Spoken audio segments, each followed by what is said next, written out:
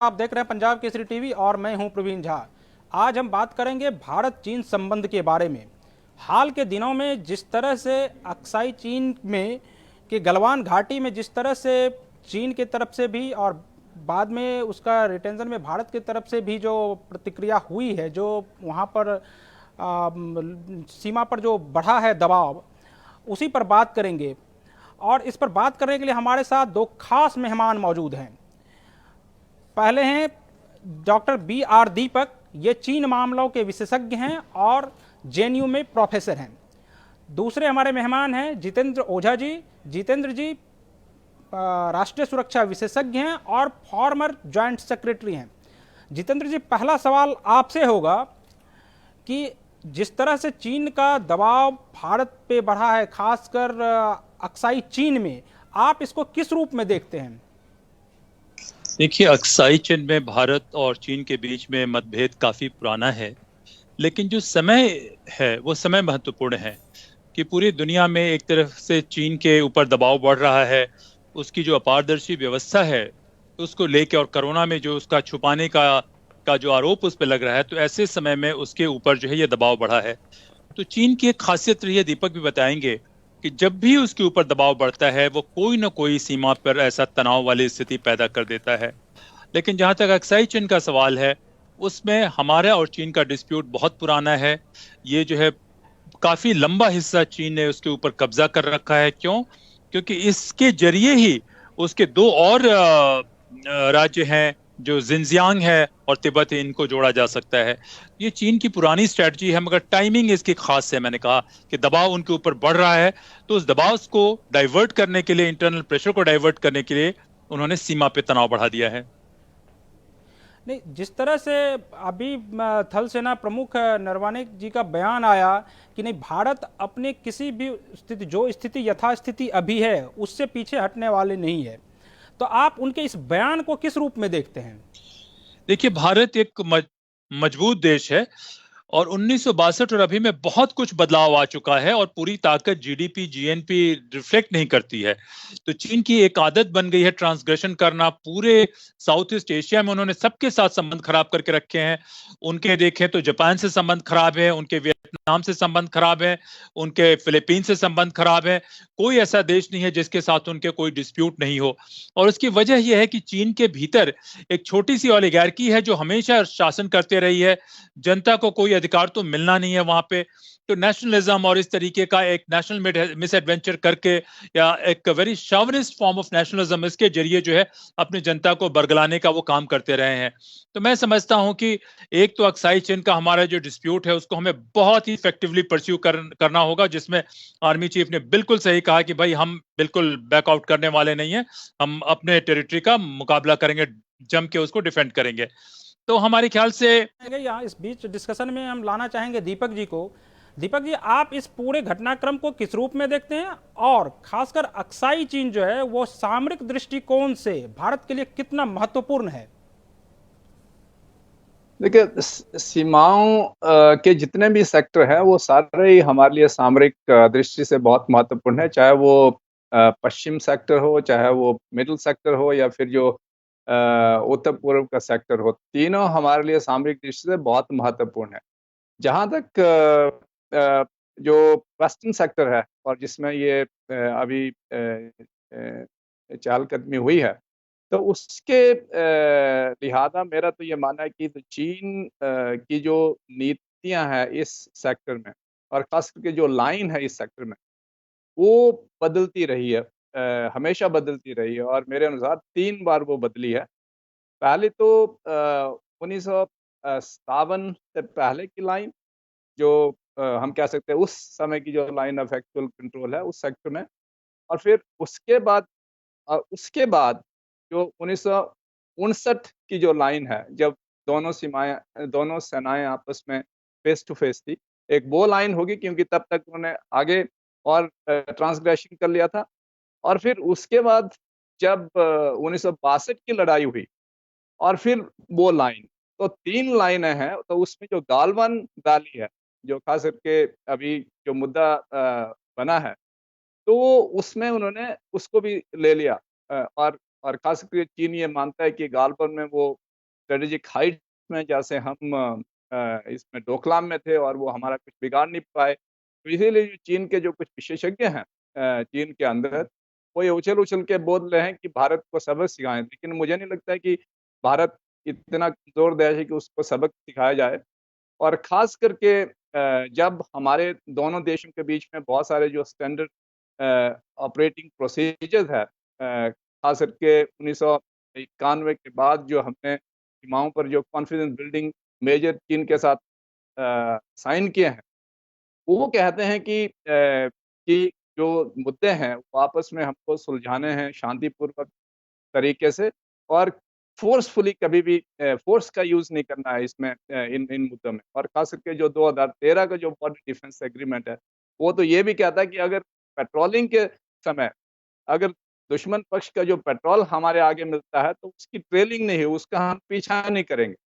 तो मेरे हिसाब से अगर चीनी वहाँ पर आते हैं और वहाँ से हटते नहीं हैं, तो हमें भी जिस तरह से चुमार सेक्टर में हुआ था, टीओबी में हुआ था 2013 में, 2014 में, तो उसी तरीके से, और खास करके 2017 में जो डोकलाम की परिस्थिति बनी, मुझे नहीं लगता है कि हमको पीछे हटना चाहिए, क्योंकि जो कि परसेप्शन है चीन के विदेश चाइना मंत्रालय का भी ये कहना है कि ये फिर से डोकलाम नहीं होने वाला है, इस तरह की कोई भी स्थिति नहीं होगी, ये बस संभल जाएगा ये मामला। आपको क्या लगता है कि कोरोना के बाद जिस तरह से चीन के ऊपर दबाव बढ़ा है और पूरे विश्व में चीन जिस तरह से अलग थलग पड़ा है, क्या उसको ढकने के लिए जो इस तरह से ये भारत पर दबाव बना रहा है कि उसका ध्यान डाइवर्ट कराए लोगों का? नहीं, मुझे नहीं लगता, मैं इस दृष्टि से इसको नहीं देखता हूँ। मुझे लगता है कि दोनों बिल्कुल अलग-अलग मुद्दे हैं। कोरोना अपनी जगह है और जो सीमा विवाद है वो अपनी जगह है, क्योंकि हमारा जो सीमा विवाद है चीन के साथ बहुत पुराना है, और ये कोविड तो अभी नई-नई उपज है। लेकिन जहाँ तक मेरा मानना है, क्योंकि चीन ने अपना जो क्षेत्र है, जो जो मानते हैं कि वो जो उनका प्रभुसत्व ये क्षेत्र है, उसमें उन्होंने जो इंफ्रास्ट्रक्चर डेवलपमेंट है, बहुत ज़बरदस्त की है। आपको मैं एक उदाहरण देता हूँ, आप चकित रह जाएँगे।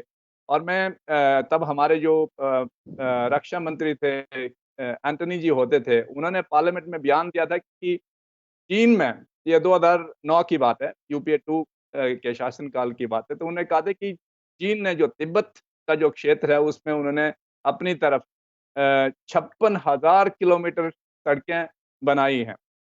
और 2020 में अब 10 सालों के बाद, तो मैं आपको नए आंकड़े देता हूँ, तो यही आंकड़े 90,000 किलोमीटर पहुँच गए हैं। तो इससे आप अंदाज़ा लगा सकते हैं कि जिस तरह से इंफ्रास्ट्रक्चर डेवलपमेंट उनके सीमा की तरफ बढ़ा हुआ है, तो बहुत ही खतरनाक तरीके से, चाहे वो रोड्स हो, चाहे वो रेलवे हो, चाहे वो एयरपोर्ट्स हो। और इसके साथ जब भारत ने उसका मुकाबला करने की कोशिश की, वो चीन लगातार सीमा पर जो है वो अपनी पहुंच को बनाने के लिए लगातार वहां पर इंफ्रास्ट्रक्चर को डेवलप कर रहा है। हाँ, तो इसीलिए जब हमने अपना इंफ्रास्ट्रक्चर डेवलप शुरू किया, तो ये चीन को खटक रहा है। वो उसको ये पसंद नहीं आ रहा, क्योंकि आज तक हम वहाँ पर बिल्कुल जो एक्सेसिबिलिटी थी हमारी एलएसी की, वो बहुत कमज़ोर थी। लेकिन अब एक्सेसिबिलिटी धीरे-धीरे बढ़ रही है। जैसे हमारे प्रोजेक्ट है, खास करके 2022 तक वो 61 प्रोजेक्ट हमारे जो सीमावर्ती क्षेत्र हैं उसमें पूरे हो जाएँगे। और चीन इससे थोड़ा बुखला गया है, और मेरा मानना है कि यही जो, अगर चीन हमको बोल रहा है कि आपने सीमा में जो इंफ्रास्ट्रक्चर बना रहे हैं या फिर डिफेंस कैपेबिलिटी बढ़ा रहे हैं, तो आपने तो पहले ही बढ़ा के रखी है। तो इसीलिए या तो दोनों को पीछे डिसएंगेज करना चाहिए, या तो फिर जो बैलेंसर है, तो वहीं वहाँ आपको कुछ ना कुछ तरीका ढूँढना पड़ेगा, जो मिडल वे ढूँढना पड़ेगा। नहीं तो जो कन्फ्रंटेशन की स्थिति है वो आगे आगे भी बरकरार होती थी। यहाँ पर फिर से जितेंद्र जी को लाना चाहेंगे। जितेंद्र जी, जिस तरह से ये नेपाल में काला पानी और लिपुलेख दर्रा को लेकर अब नेपाल भी अब कह रहा है कि वो मेरा क्षेत्र है, उसमें भारत जो है वो लगातार गलत तरीके से वहाँ पर इंफ्रास्ट्रक्चर को डेवलप कर रहा है। क्या आपको लगता है कि इसके पीछे चीन की भी कोई साजिश है या चीन इसके पीछे है? देखिए, हम लोगों के लिए कहना बड़ा मुश्किल है कि चीन इसके पीछे है या नहीं है। लेकिन जिस तरीके से नेपाल ने ये इस मुद्दे को उठाया है, उसमें शक तो होता है, क्योंकि काला पानी का जो एरिया है, वो एरिया काफ़ी हाइट पे है पहली बात। तो 20,000 मीटर की फीट की हाइट पे है, 20,000 फीट की हाइट पे है। और वो 1962 से भारत के लोग हमेशा भारत की फ़ौज वहाँ पे इंडो तिब्बतन बॉर्डर पोस्ट रहा है। ये जो सड़क का भी निर्माण है काफी दिनों से चल रहा है और अभी खत्म हुआ, अभी तक नेपाल ने कहा नहीं। उसके अपने नक्शे में भी उसका जिक्र नहीं है। तो इस वजह से ये तमाम चीजें जो साबित करती है, और जो ओली साहब का जो रवैया रहा है पिछले कुछ सालों से, जब से वो दोबारा प्रधानमंत्री बन के आए हैं, उससे पहले से भी वो चीन के काफी करीबी माने जाते रहे हैं। तो ये शक का होना बहुत ही स्वाभाविक है कि चीन का ये है।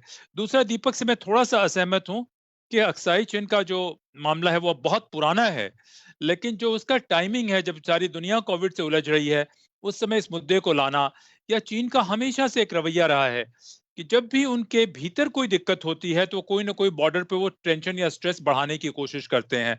और दो चीजें और मैं कहूंगा कि जो दो लाइन थी, जो पीकिंग यूनिवर्सिटी की या बीजिंग यूनिवर्सिटी का 1928 का मैप है, उसमें भी अक्साई चीन भारत का हिस्सा है। और जो जॉनसन लाइन, जब से ये 1840-42 की चुशूल की संधि हुई, तब से लेके ये पूरा क्षेत्र तो हमारा ही रहा है, बने भारत का ही रहा है। तो उस वजह से चीन का एक ब्रिंकमैनशिप की आदत हमेशा से बनी रही है कि इसको ले जाएं। और दूसरा, एक टेरिटोरियल एक्सपेंशन। और दोनों किस कॉन्टेक्स्ट में, जिस टाइमिंग का है, दोनों चीजें हैं कि हमेशा वो चीन अपने आप को बढ़ाते रहा है। दूसरा, वो क्राइसिस करके दबाव बनाते रहा है। और नेचुरली ये है। रहना चाहेंगे अभी, क्योंकि नेपाल में चूंकि अभी चीन के विदेश मंत्रालय का एक बयान आया है कि नहीं, काला पानी का मुद्दा जो है वो नेपाल और भारत का द्विपक्षीय मुद्दा है और इस पर वो कुछ नहीं बोलेंगे इस पर। तो आपको नहीं लगता है कि इसके पीछे चीन जो है कहीं ना कहीं कुछ तो इसके पीछे चीन के अंदर चल रहा है कि जो एक बार उस मुद्दे को उठाया जाए, फिर बयान दिया जाए कि नहीं, हम काला पानी के मुद्दे को द्विपक्षीय ही रखना चाहते हैं, यानी कि नेपाल और भारत के बीच ही रखना चाहते हैं? देखिए, चीन की डिप्लोमेसी जो है, जो लोग अच्छे से जानते हैं या पढ़ते हैं, उनको पता होगा कि वो कहते कुछ और है हमेशा से और करते कुछ और हैं। दूसरा, एक बड़ी एम्बैरेसमेंट तो भारत के लिए है ही कि नेपाल जो हमारा इतना करीबी मित्र है, जिसके साथ हमारे ओपन बॉर्डर पॉलिसी रही, हर तरीके का संबंध रहा इतने सालों से। तो अगर वो नेपाल हमें कहता है, हमारे खिलाफ कोई बात कहता है, तो हमारे लिए थोड़ी सी एम्बैरेसमेंट तो होती है। तो स्वाभाविक रूप से चीन कहता है कि नहीं, हम तो कुछ कर ही नहीं रहे, ये आप लोगों के बीच में है। तो चीन की बातों को इसमें से देखते हैं चीन के इस बयान को? देखो, चीन का जो रवैया है वो हमें समझना चाहिए कि खास करके दक्षिण एशिया में जो भारत के जो पहुंच के इलाके थे, उसमें वो काफ़ी अंदर तक घुसा है, चाहे वो सामरिक दृष्टि से हो या फिर चाहे फिर डिफेंस की दृष्टि से या फिर आर्थिक दृष्टि से। उसने हमारे जो आस पड़ोस के जो देश हैं, उसमें आप ही उसने अपना काफ़ी अच्छा एक सिक्का जमा दिया है। और खास करके जो नेपाल जैसे जो छोटे राष्ट्र हैं, और वो तो शुरू से लेकर के ही जो काउंटर विलिंग फोर्स है एक, उसके लिए वो तत्पर हैं शुरू से लेकर के। 50 के दशक में भी खैर उस समय तो थोड़े संबंध अच्छे थे, और खास करके जब-जब भी भारत के साथ उनके संबंध बिगड़ते हैं, तो हमेशा एक जो काउंटर विलिंग फोर्स है वो ढूँढते हैं, और चीन उसमें सही फिट बैठता है। जहाँ तक काला पानी का सवाल है, तो मैं समझता हूँ कि जो हमारे सेनाध्यक्ष ने बयान दिया है, बिल्कुल सटीक दिया है। और उन्होंने शायद जो सगाली संधि है, जो 1816 में नेपाल ने रेटिफ़ाई की थी, उसके तहत आर्टिकल तो गाली संधि, 5 हाँ। जो कहता है कि जो काला पानी के जो वेस्ट वाला जो हिस्सा है, वो भारत का हिस्सा है, और जो जो ईस्ट वाला है, वो तो नेपाल का है। तो इसलिए जो सेनाध्यक्ष बोल रहे हैं कि हम तो इस साइड है।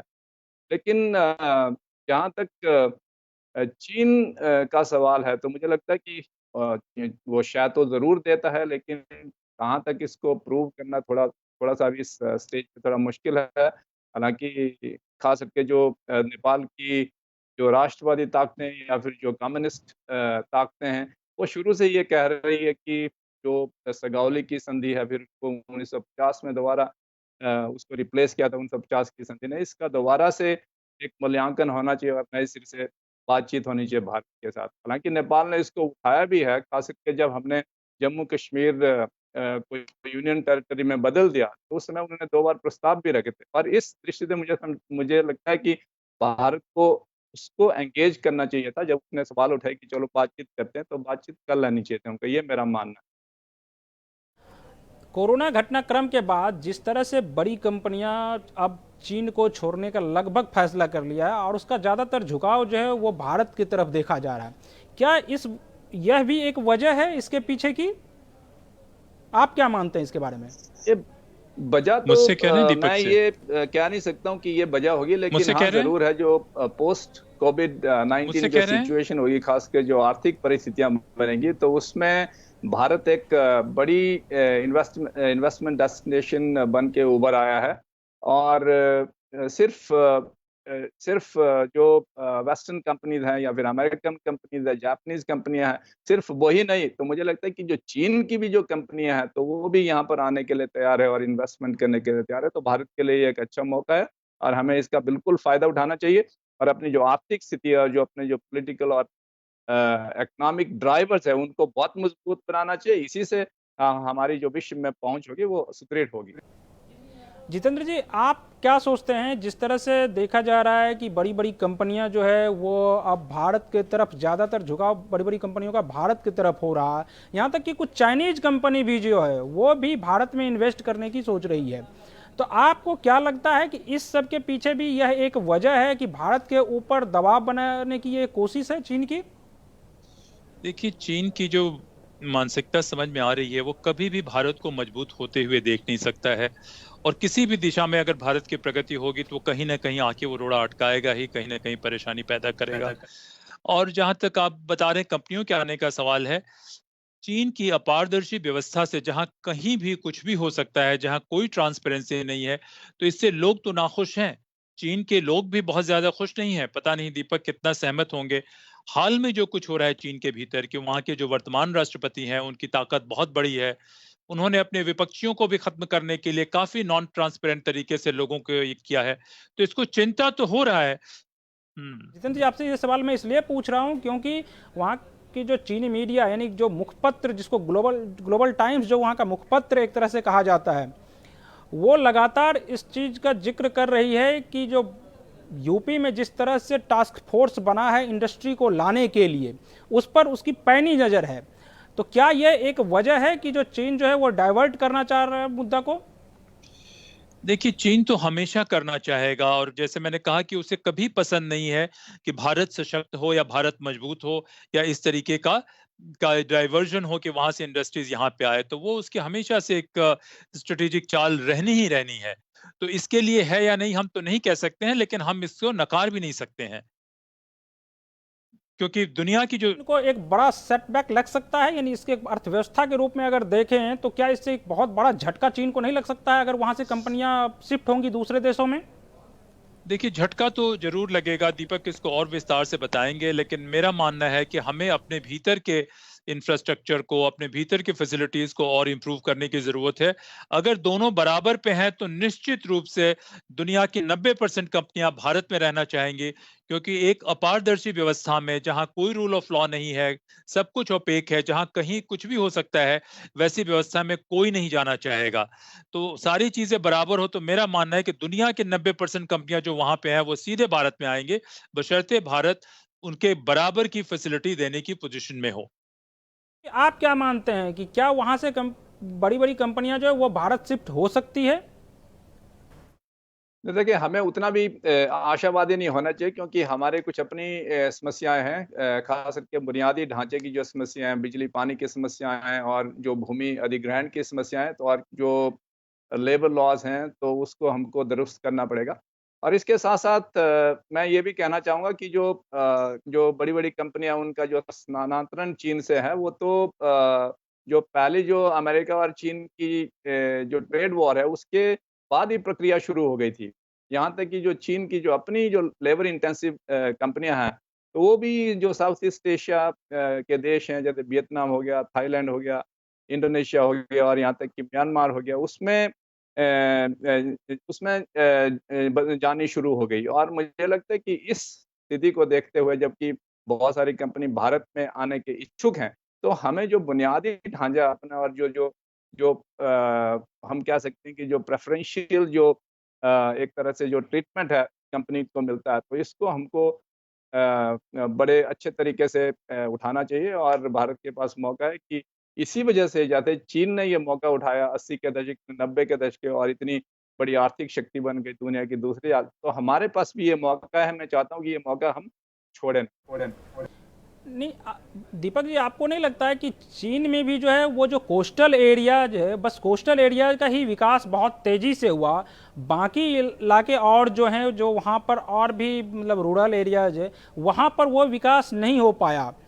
तो आपको और यही वजह है कि जो आपने अर्थव्यवस्था को बूस्ट करने के लिए लगभग 100 से ज़्यादा घोस्ट विलेज बनाए हुए हैं, जिसमें सिर्फ सप्लाई एंड डिमांड के लिए तो बस वो जिस तरह से चाहे वो सीमेंट फैक्ट्री हो, आयरन फैक्ट्री हो, इसको बढ़ाने के लिए वहाँ घोस्ट विलेज तो बना दिया, लेकिन अब वहाँ रहने वाले कोई नहीं है। तो क्या आपको नहीं लगता कि जब ये कंपनियां भी वहाँ से आ जाएंगी तो वहाँ की अर्थव्यवस्था जो चाइनीज अर्थव्यवस्था है वो काफ़ी डंप हो जाएगी? नहीं, अर्थव्यवस्था पे ज़रूर थोड़ा बहुत असर पड़ेगा।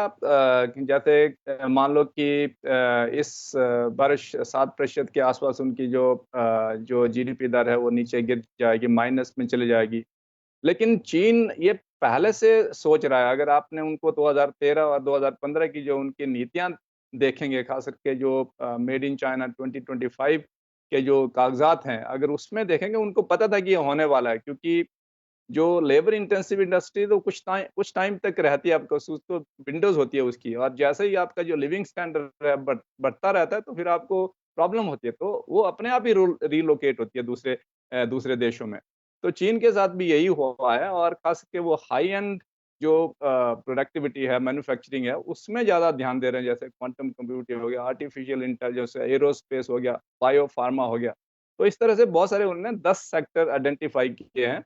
और इस चलते हुए मुझे लगता है कि खास करके जो फोर्थ इंडस्ट्रियल रेवोल्यूशन है, चीन उसके लिए बिल्कुल तैयार है। इसीलिए जो 5G वगैरह, हुआवे की बात इधर उधर को पूरे जोरों शोरों से पूरी दुनिया में कर रहे हैं, तो उनको पता है कि यही जो टेक्नोलॉजी है, यही ड्राइव करेगी इकोनॉमी को आने वाले दिनों में। तो इसलिए चीन अभी भी मुझे लगता है कि उतना चरमराएगी नहीं उसकी जो अर्थव्यवस्था है, क्योंकि बहुत बड़ी अर्थव्यवस्था है।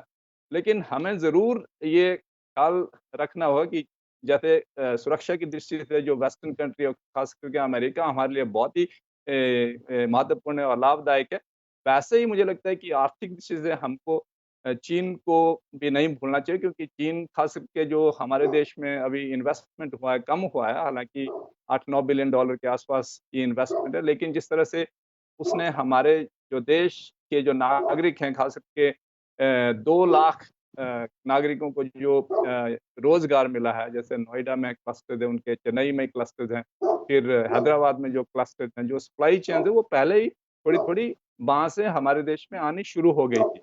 तो मुझे लगता है कि इसके बाद जैसे जो विदेशी कंपनियाँ हैं वो वहाँ से उठ करके दूसरी जगह जाएगी, तो उसी तरह चीनी जो कंपनियाँ, लेबर इंटेंसिव कंपनी खा सकती है, वो भी हमारे देश में आ सकती हैं। तो इसलिए इस दृष्टि से भी हमको उसको नहीं भूलना चाहिए और उसका फायदा उठाना चाहिए। जितेंद्र जी, आप सुन रहे हैं? लगता है जितेंद्र जी से हमारा संपर्क टूट गया है। अच्छा, तो आपको क्या लगता है दीपक जी कि किस तरह से, आज जितेंद्र जी एक बार फिर से हमारे साथ जुड़ चुके हैं। जितेंद्र जी, आपसे ही ये सवाल है, चूंकि आपसे संपर्क कट गया था तो मैं दीपक जी से पूछने लगा था।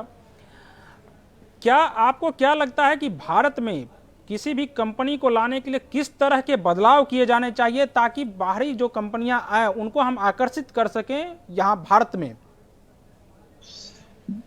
जैसे दीपक ने भी पहले कहा और पिछले बातचीत में भी हम लोगों ने कहा कि कुछ बुनियादी ढांचे हमारे मजबूत होने की जरूरत है।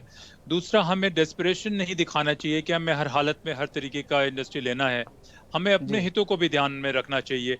जैसे इन्होंने कहा कि वो हाई एंड पे कंसंट्रेट करें, तो ये नहीं कि हम बहुत ज्यादा लेबर इंटेंसिव या पोल्यूशन जनरेटिंग या इस तरीके की इंडस्ट्री लेके आए। देखिए, चेंजेस तो बहुत सारे होने चाहिए। जैसे हमने कहा कि फिजिकल लेबर की फिजिकल कैपेसिटी, उसके स्किल से लेके जो आप स्पेशल इकोनॉमिक जोन से आइडेंटिफाई करते हैं, पावर की बंदोबस्त जो करते हैं, ये तमाम चीजें, ये एक टोटली अलग मुद्दा हो जाता है और उस मुद्दे पे अलग से बातचीत होनी चाहिए। लेकिन साथ में जो इन्होंने कहा जैसे सहमत हूं कि दो चीजें हैं।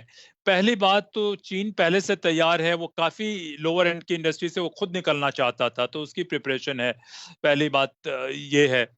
दूसरा जो है, उनका जो चीन का कुल मिला के अगर हम देखें कि वो अब अपने आप को अमेरिका के ही बराबर समझते हैं, भारत को वो काउंट नहीं करते हैं, भारत को अपने इक्विवेलेंट वो समझते ही नहीं है। तो इकोनॉमिकली अदरवाइज वो काफी एडवांस हो चुके हैं। तो जो हमारा इंटरनल मामला है, हमको उसको सेपरेटली देखने की जरूरत है।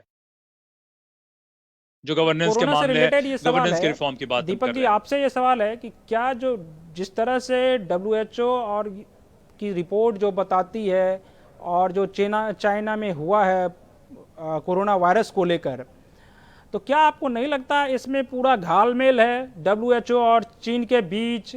और जिस तरह से 120 देश अब जो है घेराबंदी करने में जुट गया है कि अब चाइना मतलब इस वायरस का स्रोत क्या था उसको जानने के लिए। नहीं, इसमें दो पहलू हैं। एक तो जब चीन में जो ये वायरस शुरू हुआ और शुरू में जो उन्होंने ढील बरती इसमें खास करके, क्योंकि मैं तो ये मानता हूँ कि ये एक नई तरह का वायरस था और किसी को इसके बारे में पता नहीं था, और चीनियों को भी इसके बारे में उतनी जानकारी नहीं थी, और खास करके जो लोकल अथॉरिटी है, तो इसलिए उन्होंने शुरू में जो अपना कहते हैं कि जो फेस सेविंग या फिर टेक्निक है, या फिर हो सकता है कि जो हायर अथॉरिटी के आगे मतलब ये सब उनकी जो नाकामी है वो नज़र ना आए, तो इसलिए उन्होंने शुरू में ढील बरती, और जब स्थिति बाहर हो गई तो फिर जाकर के जो सेंट्रल गवर्नमेंट, तो फिर उन्होंने दबाव बनाना शुरू कर दिया, और तब जाकर के उन्होंने WHO को इंटीमेट किया फिर। लेकिन WHO भी उसमें थोड़ी आनाकानी कर रहा है, चीन का थोड़ा पक्ष ले रहा है, और जिस तरह से खास करके उन्होंने कहा शुरू में कि ये जो ह्यूमन टू ह्यूमन उसका संक्रमण है वो नहीं है। लेकिन मेरा ये भी मानना है कि ये सब बातें 24 जनवरी तक तो ठीक थी, क्योंकि 24 जनवरी को वुहान लॉकडाउन हो गया था पूरी तरह से, और उसके बाद जैसे भारत ने तो एकदम तुरंत कदम उठाए थे, लेकिन हमने जो वेस्टर्न कंट्रीज है, खास के इटली जैसे जो देश है, वहाँ से हमने इसको रोका नहीं, और अपने बॉर्डर के लिए रोके नहीं, जिस तरह से हमने चीन के लिए रोका। तो फिर भी जो देश थे, दुनिया भर के देश, उनके पास कम से कम मेरा मानना है कि 2 महीने का वक़्त था, और 2 महीने के बाद भी उन्होंने थोड़ी ढील बरती विदेशी जो देश हैं। आपको नहीं लगता है कि पहले जिस समय ये वायरस उत्पन्न हुआ उस समय भारत लगभग सॉफ्ट कॉर्नर था भारत का चीन के प्रति? क्योंकि जिस तरह से अमेरिकी राष्ट्रपति डोनाल्ड ट्रंप ने कहा था कि ये चाइना वायरस है, कोरोना वायरस नहीं है, उसके बाद से लगातार भारत कभी भी इस चीज़ का विरोध नहीं किया कि चाइना वायरस, मतलब पक्ष में नहीं रहा कि ये चाइना वायरस है। लेकिन अब जिस तरह से 120 देशों में भारत भी शामिल है, तो आपको नहीं लगता कि चीन का जो दबाव है भारत के प्रति, चाहे वो सीमा पर या उसके, तो भारत भी उसके खिलाफ जाकर अब 120 देशों में भारत भी शामिल हो गया है कि इसकी जांच हो? नहीं, जहाँ तक जांच की बात है वो तो जायज़ है, ठीक है, जांच होनी चाहिए। मुझे लगता है कि जांच होनी चाहिए। अगर चीन ने गड़बड़ी की है तो हमको उसको पकड़ना चाहिए वहाँ पर, और अमेरिका को भी पकड़ना चाहिए। जितनी भी जांच एजेंसी है उनको पकड़ना चाहिए। तो लेकिन जहाँ तक जो भारत का जो स्टैंड था कि उसको चीनी वायरस नहीं कहा, मुझे लगता है कि हमारी जो नीति बिल्कुल ठीक थी, क्योंकि इतने ज़्यादा जो वायरस है दुनिया भर में फैलते हैं, जो एड्स से लेकर के अभी इबोला तक, तो फिर तो इसका कभी अंत ही नहीं होगा। फिर तो अमेरिकन एड्स होगा, फिर जहाँ तक कंपनसेशन की बात होगी, तो अमेरिका को कंपनसेट करना पड़ेगा पूरी दुनिया को एड्स के लिए, क्योंकि वहाँ ये सबसे पहले शुरू हुआ था। तो इसलिए ये तो दूसरे पक्ष के इश्यू हैं, लेकिन जहाँ तक जाँच का सवाल है, मुझे लगता है बिल्कुल जाँच होनी चाहिए, निष्पक्ष जाँच होनी चाहिए, और इसकी बिल्कुल जड़ तक जाना चाहिए। अगर अगर अगर चीन उसमें कुछ हरकत करता हुआ पाया गया, तो उसको पूरे दुनिया के सामने उसको नंगा करना चाहिए, तो मैं तो ये मानता हूँ। जी जितेंद्र जी, एक चीज मैं कहना आपसे है, चाहूंगा। लास्ट सवाल, क्या आपको क्या लगता है कि भारत क्यों इसके पक्ष में है? आप क्या मानते हैं? देखिए, भारत एक इंडिपेंडेंट और माइंडेड कंट्री है, हमारे अपने इश्यूज हैं, हमारे अपने एजेंडा है। वेस्ट और चीन के बीच में जो भी डिफरेंसेस क्यों ना हो, चीन हमारा नेबर है, हमें उसके साथ डील करना है। जहां हमारे इश्यूज इन्वॉल्व होंगे, भारत निश्चित रूप से अपने अधिकारों को असर्ट करेगा, जोरों से असर्ट करेगा। लेकिन कहने के बावजूद भारत जो है कभी भी किसी और की कन्वीनियंस के लिए, किसी और की सहूलियत के लिए बहुत ज्यादा कॉन्फ्रंटेशन स्टैंड भारत को नहीं लेना चाहिए, क्योंकि इस एरिया में ट्रैंक्विलिटी, स्टेबिलिटी, पीस वाकई जरूरी है। तो इस वजह से मैं समझता हूं कि भारत जो है इश्यूज को उनके मेरिट के बेसिस पे डील कर रहा है। लेकिन जहां तक इसका सवाल है कि ये जो चीन की लापरवाही हुई, दीपक से थोड़ा सा मैं और कहूंगा उन्हीं की बात में, कि जिस डॉक्टर ने पहले बताने की कोशिश की गई तो उसको जेल में बंद कर दिया गया। पहले उसको हर तरीके से कवर अप करने की कोशिश की गई। तो ये अगर कवर अप नहीं हुआ होता तो शायद पूरी दुनिया को इतना खामियाजा नहीं भुगतना पड़ता। तो इस हिसाब से मैं सोचता हूं कि भारत का अभी का जो स्टैंड है, या उस समय का भी जो स्टैंड है, वो इश्यूज की मेरिट के ऊपर डिपेंड करता था। लेकिन फिर भी चीन के साथ भारत को डील करना है, और हम अननेसेसरी कॉन्फ्रंटेशन वाकई नहीं करना चाहिए, और जो भी तरीका है उसको पकड़ के एक इश्यूज को रिजॉल्व करने की जरूरत है, और रिजॉल्व करने के बाद इश्यूज को मेरिट से डील करने की जरूरत है। तो मुझे लगता है कि भारत का ऐसा ही स्टैंड रहा है। जी और दीपक जी, आप दोनों का बहुत बहुत शुक्रिया हमारे साथ जुड़ने के लिए, और जो दर्शक अभी तक हमारे साथ जुड़े हुए हैं उनका भी बहुत बहुत शुक्रिया। थैंक यू, बहुत बहुत धन्यवाद। धन्यवाद।